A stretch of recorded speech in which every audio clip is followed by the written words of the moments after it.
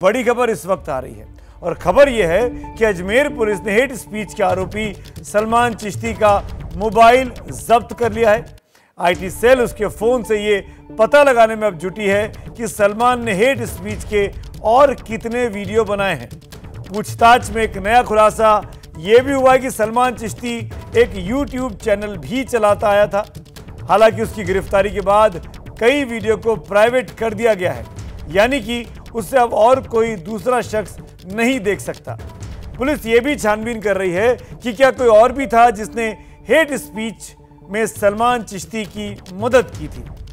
सलमान चिश्ती वही शख्स है जिसने नुपुर शर्मा के लिए बेतुकी और बेहुदा बातें की, सर के बदले घर की बात की। उस सलमान चिश्ती को पुलिस राजस्थान की पकड़ कर ले गई थी, उसकी गिरफ्त में है। लेकिन इसकी बदतमीजी देखिए, इसकी बदसलूकी देखिए। पुलिस गिरफ्त में भी मुस्कुराता रहा, खिलखिलाता रहा, जैसे कोई बहुत बड़ा काम कर रहा हो। दरअसल इस मामले में जैसे जैसे जांच होगी, मुमकिन है कि वैसे वैसे कुछ और नए और बड़े खुलासे भी होंगे। लेकिन जो अजमेर पुलिस अब ये खुलासे कर रही है वो खुद भी सवालों के घेरे में है। खासतौर पर कल डिप्टी एसपी संदीप सारस्वत का जो वीडियो वायरल हुआ, उसके बाद अजमेर पुलिस की नीयत पर और गंभीर सवाल भी खड़े हुए हैं। कल इंडिया चाहता में ही जब हमने उस वीडियो का पोस्टमार्टम किया, खबर पूरे देश ने देखी, तब उन्हें संदीप सारस्वत को लाइन हाजिर आज सुबह कर दिया गया। राज्य सरकार ने विजिलेंस शाखा को पूरे मामले की जांच सौंप दी है, लेकिन इस जांच के नाम पर क्या आला अधिकारियों को बचाने की कोशिश भी की जा रही है। जिस मामले की निगरानी खुद बड़े बड़े अधिकारी कर रहे थे, क्योंकि ऐसा खुद डिप्टी एसपी संदीप सारस्वत ने कल मेरे साथ इसी इंडिया चाहता में बातचीत में बताया था। संदीप सारस्वत की क्या इतनी हिम्मत थी कि वो अकेले अपने दम पे ये कर लेते, कि वो सलमान चिश्ती के कान में ये बोलें कि बोल नशे में था ताकि तुझे हम बचा सकें। क्या एक डिप्टी एसपी ऐसा कर सकता है? तो क्या सलमान चिश्ती के कुछ रक्षक ऊपर वाले अधिकारी भी थे? अगर थे तो उन पर कार्रवाई क्यों नहीं की गई? क्या संदीप सारस्वत को बलि का बकरा बनाकर बड़े अधिकारियों को बचाया जा रहा है? इन्हीं सवालों का जवाब ढूंढती हमारे सहयोगी मनीष शर्मा की एक और एक्सक्लूसिव रिपोर्ट।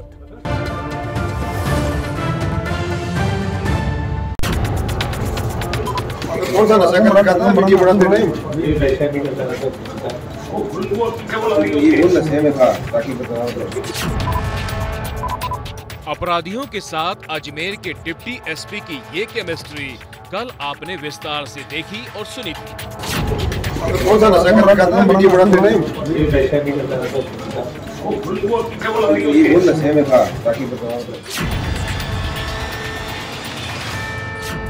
वीडियो सबूत में साफ साफ दिख रहा था कि अजमेर पुलिस का हाथ सलमान चिश्ती के साथ था। इसी वीडियो रिपोर्ट के आधार पर अधिकारियों ने संदीप सारस्वत को एपीओ यानी अवेटिंग पोस्टिंग ऑर्डर की श्रेणी में डाल दिया है। साधारण भाषा में ऐसा कह सकते हैं कि सारस्वत को अगले आदेश तक लाइन हाजिर कर दिया गया।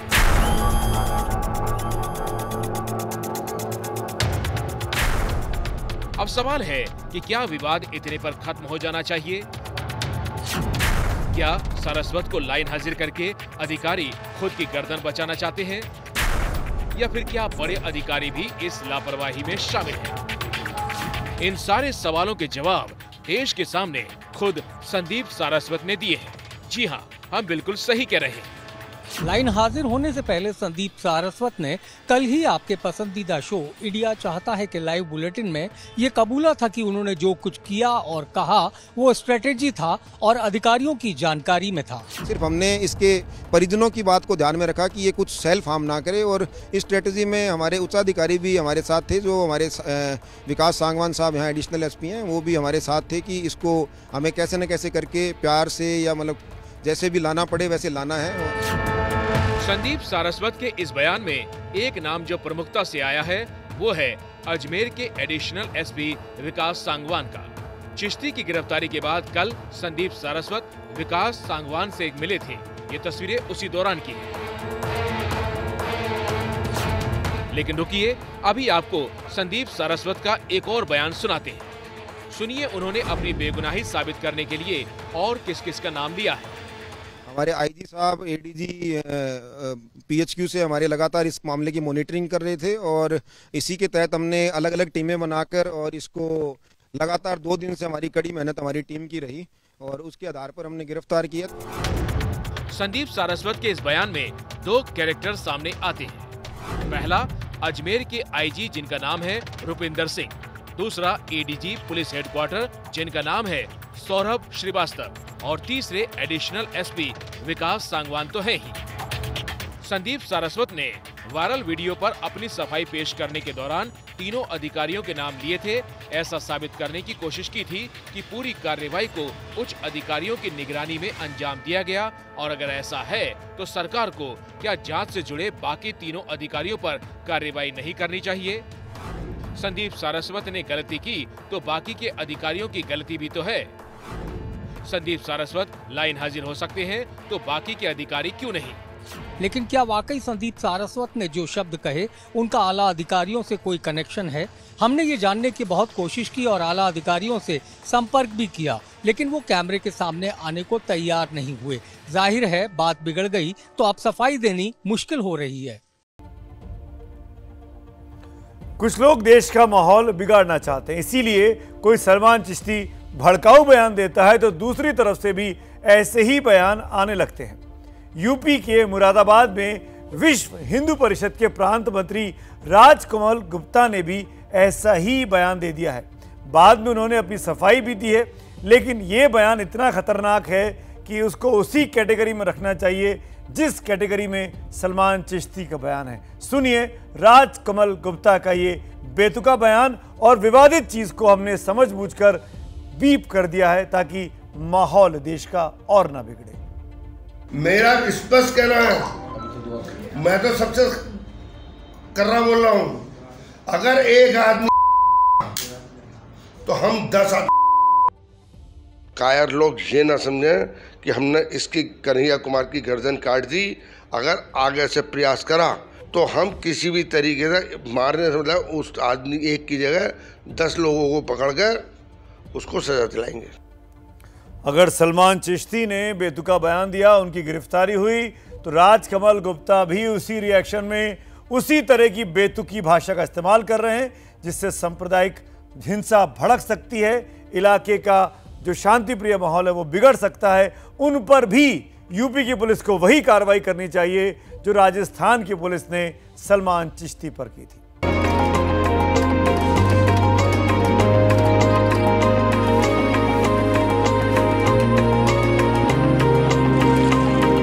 वो बहुत दूर है।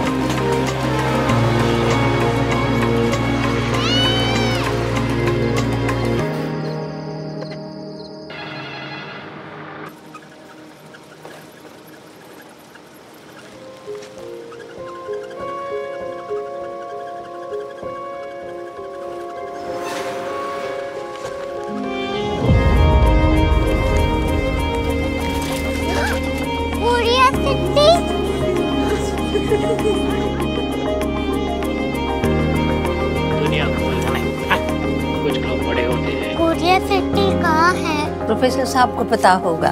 हो, ये छोटा वाला ग्लोब लगता है और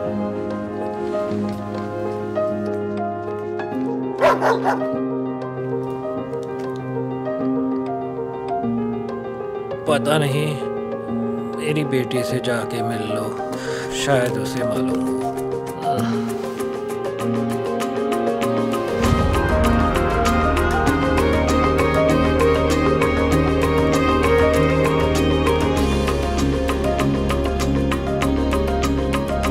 हाय, बाबा ने भेजा है। Come here. Korea city. Korea city नहीं, क्यूरियोसिटी। वो क्या? That's what brought you here? जो तुम्हें यहाँ तक ले आया। क्यूरियोसिटी।